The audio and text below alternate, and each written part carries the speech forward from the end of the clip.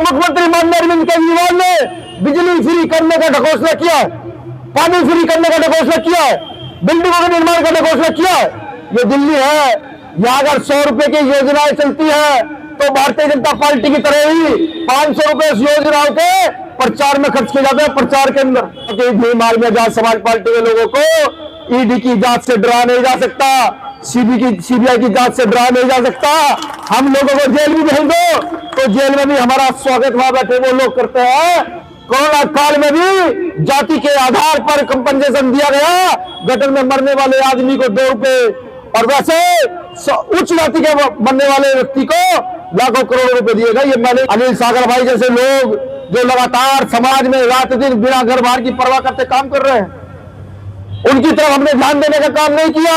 अगर आप ध्यान देते तो इस बार में अनिल सागर जैसे साथी पिछले चुनाव में 22 में चुनाव पिछला जो यहाँ चुनाव विधानसभा का हुआ था, ऐसे लोगों को चुनकर यहाँ के विधानसभा में चले जाना चाहिए। तो ये वोट ही है जो निर्माण करता है क्षेत्रों का, ये वोट ही है जो निर्माण करता है गली खंड आपके मोहल्लों का, ये वोट ही है जो इस देश में निर्माण करता है शिक्षा का, चिकित्सा का।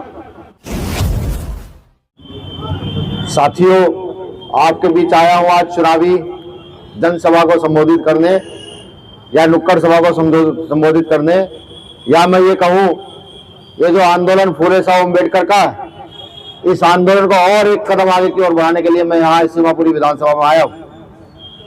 मैं अपनी बात शुरू करूं, बात शुरू करने से पहले बहुजन समाज के चरणों में नमन वंदन करता हूं, नमन वंदन करता हूं हर एक उस शख्स को जिन्होंने भारत की सरजमी पर पैदा होकर के भारत के शोषित वंचितों के लिए, भारत की महिलाओं के लिए काम करने का काम किया। उन सबको भी नमन वंदन करता हूं। साथियों, ये चुनावी दौर है, ये चुनाव हर 5 साल में कई बार आते हैं। कभी सरपंच का चुनाव आता है, कभी जिला पंचायत का, विधायक का, एमपी का, पार्षद का, अलग अलग बार में चुनाव आते हैं। हर 5 साल में कई बार चुनाव आते हैं। ये तय हमें करना होता है कि अपने मत का प्रयोग किस प्रकार से करना है। अगर कोई ये कहे कि यहां पर गलत काम यहां की मौजूदा पार्टियां कर रही है तो मैं इस चीज को सिरे से नकारता हूं, क्योंकि अगर इस देश का मतदाता, इस विधानसभा का मतदाता, इस प्रदेश का मतदाता अपने वोट का सही प्रयोग करता तो मुझे लगता है ना तो मनीषा वाल्मीकि होता और ना ही संभल में 5 मुस्लिमों की हत्या होती। हम अपने वोट का सही प्रयोग करते तो हम लोगों की अच्छी अच्छी बातें सुनकर खुश हो जाते हैं। हम कभी ये नहीं पूछते कि तुम जो काम कर रहे हो तुमने हमारी समस्याओं के लिए काम क्या किया। आज लोग कहते हैं हमने बिजली पानी दे दी, फ्री पानी दे दिया। सवाल ये पूछा जाए कहां से दे दिया और क्यों दे दिया, क्या हैसियत थी आपकी देने की, ये उनके पास जवाब नहीं होगा। आज लोकतंत्र को बिहार की मौजूदा पार्टियों ने अपने हाथ का डमरू बनाकर रख दिया है। जिसके पास जितना ज्यादा धन होगा, जितनी ज्यादा शक्ति होगी, वो इस लोकतंत्र का उल्टा सीधा मतलब निकालता रहेगा। लेकिन शोषित वंचित वर्ग के लोगों को सोचना चाहिए कि इस लोकतंत्र का मतलब क्या है। अभी यह जो मौजूदा सरकार है, जो गरीबों का दम भरती है, जो डॉक्टर अम्बेडकर का नाम बार बार लेती है, जो ये कहती है मैंने गरीबों के लिए ना जाने क्या कर दिया। आप जाइए यहाँ के कॉन्वेंट स्कूलों में, सरकारी स्कूलों की बिल्डिंग बनाने से अच्छी शिक्षा का निर्माण नहीं हो जाता।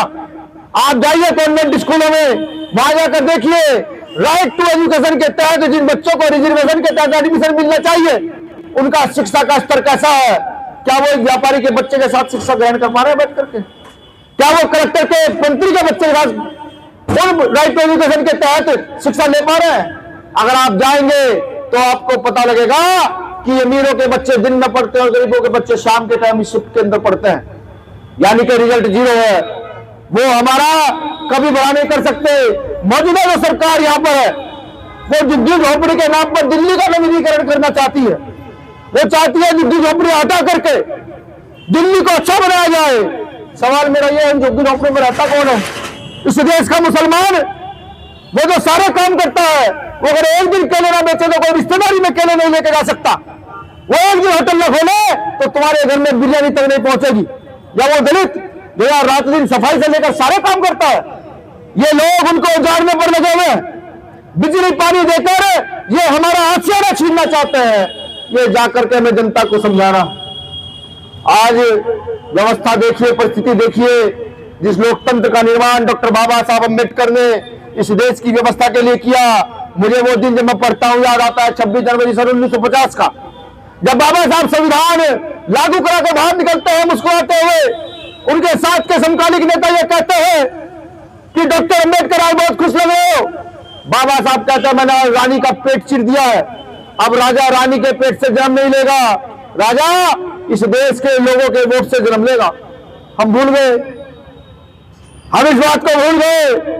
जो यहाँ राजा बने, जो यहाँ धनवान थे, जो यहाँ अधिकारी थे, हमने उनको ही चुनने का काम किया। और ऐसे लोग, अनिल सागर भाई जैसे लोग जो लगातार समाज में रात दिन बिना घर बार की परवाह करते काम कर रहे हैं, उनकी तरफ हमने ध्यान देने का काम नहीं किया। अगर आप ध्यान देते तो इस बार मेरे अनिल सागर जैसे साथी पिछले चुनाव में 22 में चुनाव, पिछला जो यहाँ चुनाव विधानसभा का हुआ था, ऐसे लोगों को चुनकर यहाँ के विधानसभा में चले जाना चाहिए। गठन में मरने वाले लोग कौन है, ये कभी सवाल पूछिए। कोरोना काल में भी जाति के आधार पर कंपनसेशन दिया गया, गठन में मरने वाले आदमी को 2 रुपए, और वैसे उच्च जाति के मरने वाले व्यक्ति को लाखों करोड़ों रुपए दिए गए। ये मैं नहीं कहता, एक बार और आपकी मीडिया ने बताया। अब सोचिए हमारी परिस्थितियां क्या हम लोकतंत्र का सही मतलब बता पा रहे हैं? जाइए लोगों को बताइए इस वोट की ताकत क्या है। इस वोट की ताकत के बल पर ही यहाँ के मुख्यमंत्री माननीय अरविंद केजरीवाल ने बिजली फ्री करने का ढकोसला किया है, पानी फ्री करने का ढकोसला किया है, बिल्डिंगों का निर्माण का ढकोसला किया है। ये तो कॉन्स्टिट्यूशन के आर्टिकल 21 में भी है कि आपको शिक्षा का अधिकार कॉन्स्टिट्यूशन देता है। सवाल ये है, क्या हमें उच्च गुणवत्तापूर्ण ये सब चीजें मिल रही है? क्या हमारे अंदर घर में खाने का सामान ज्यादा गुणवत्तापूर्ण है? नहीं। सवाल ये है, ये दिल्ली है, यहाँ अगर 100 रुपए की योजनाएं चलती है तो भारतीय जनता पार्टी की तरह ही 500 रुपए इस योजनाओं के प्रचार में खर्च किए जाते हैं। प्रचार के अंदर अगर दिल्ली वासी अपना घर उजड़वाना चाहते हैं, झुग्गी झोपड़ियों में उजड़वा देना चाहते हैं, तो इच्छा उनकी है कि वोट कहीं पर मिला करके दे दे। और अगर चाहते हैं कि कोई आदमी इस तरीके से लड़े जैसे लोकसभा में भाई चंद्रशेखर आजाद लड़ रहे हैं, तो आपके क्षेत्र से एक प्रत्याशी मजबूत खड़ा है, जो संविधान भी जानता है, जो भीमा कोरेगांव भी जानता है, जो विचारधारा भी जानता है, जो संसद में या विधानसभा में खड़े होकर लड़ना भी जानता है, जो सवाल पूछना भी जानता है, जो यहाँ के बजट पर जितनी योजनाएं बनती है उनके निष्कर्ष निकाल कर ये पूछना भी जानता है कि तुमने आखिर रास्ता किया क्या है। जाओ गरीबों को जाकर वोट की ताकत बताओ, हर गरीब को, रिक्शा चलाने वाले को, मजदूर को, किसान को वोट की ताकत बताओ, यहाँ के व्यापारी को वोट की ताकत बताओ। उन्हें बताओ ये वोट ही है जो निर्माण करता है क्षेत्रों का, ये वोट ही है जो निर्माण करता है गली खंड आपके मोहल्लों का, ये वोट ही है जो इस देश में निर्माण करता है शिक्षा का, चिकित्सा का, ये वोट ही है। अगर एक विधायक आप जिता करके भेज देते हैं, एक मजबूत विधायक विधानसभा में जिता करके भेज देते हैं, मैं ये तो नहीं कहता कि क्षेत्र का जीवन बदल जाएगा, लेकिन हाँ गलत होने वाले काम जो है उन पर प्रश्न चिन्ह लग जाएगा। क्योंकि भीमार में जाट समाज पार्टी के लोगों को ईडी की जांच से डरा नहीं जा सकता, सीबीआई की जांच से डरा नहीं जा सकता। हम लोगों को जेल भी भेज दो तो जेल में भी हमारा स्वागत वहां बैठे वो लोग करते हैं जिन पर गलत मुकदमे लगाकर जेल में डाला गया, वो लोग हमारा स्वागत करने के लिए बैठे रहते हैं।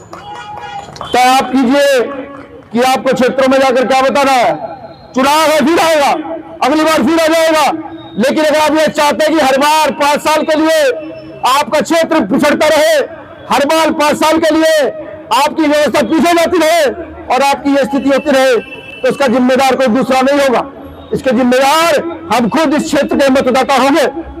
जीत हार का वो पता नहीं, लेकिन अगर आपने शक्ति लगाई, आपने संविधान का सही मतलब बताया, लोकतंत्र की व्यवस्था सही समझाई और इस एक वोट में क्या ताकत है ये बताया, जाके समझाओ गरीबों को। भाई के चक्कर में ना पड़े, या दोस्ती रिश्तेदारी के चक्कर में ना पड़े। अगर कोई मंत्री, कोई अधिकारी या कोई विधायक आपका काम करता है, आप हाथ जोड़ कर जाते हैं भैया ये काम है, गली में पानी की समस्या है, तो वो आपके ऊपर एहसान नहीं कर रहा, वो उसका काम है, ये उसे करना होगा, वो बाद में आपको एहसान जताते हैं। नहीं, अगर लोकतंत्र जिंदा रखना चाहते हो, संविधान की व्यवस्था को जिंदा रखना चाहते हो और इस वोट की कीमत को जिंदा रखना चाहते हो, तो अपने जमीर को जिंदा करो और सदैव परिवर्तन की ओर रहो। भीम आर्मी के लोग जब से काम करना शुरू किए हैं, हर उस शक्ति के खिलाफ लड़े हैं जो ये कहती थी कि मैं तानाशाह। आजाद समाज पार्टी जब से बनी है और हमारे चाहे कभी एक जिला पंचायत जीता हो या सरपंच जीता हो, आज तो मेंबर ऑफ पार्लियामेंट भी जीते हैं, हर उस शक्ति के खिलाफ लड़ रहे हैं जो इस देश की व्यवस्था के खिलाफ है, इस देश के शोषित वंचित गरीबों के खिलाफ है, उस व्यवस्था के खिलाफ हम लड़ने का काम कर रहे हैं। वरना मैंने देखा है जब व्यक्ति एमपी बनता है तो वो जाकर के बजट की बात करता है, वो जाकर करके लाखों करोड़ की बात करता है। हमारा एमपी जीतने के साथ पहुंचकर कहता है कि मनरेगा मजदूर की मजदूरी बढ़ाओ, आप इस क्षेत्र में पुलिस वालों की छुट्टी करो, आप होमगार्ड के पैसे बढ़ाओ। हमारा एमपी जाकर ये सवाल कर रहा है, हमारा एमपी झुग्गी झोपड़ी की बात कर रहा है। यानी कि हमारे एमपी को पता है कि हमें क्या बात करनी है और कब करनी है।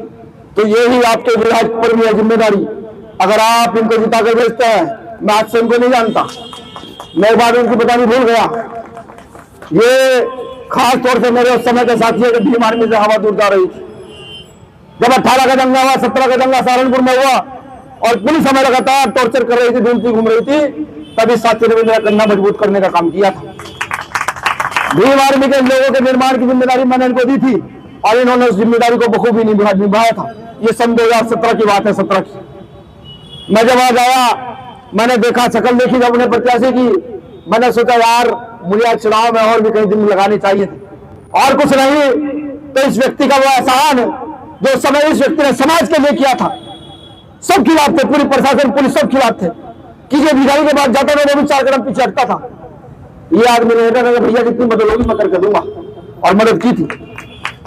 तो ऐसे व्यक्ति का चुनकर जाना बहुत जरूरी है। आप भी अपनी पूरी क्षमता लगाओ प्रचार प्रसार में, यार दोस्त रिश्तेदारियों को फोन करो कि दिया होगा सबको वोट, किया होंगे तुम्हारे काम।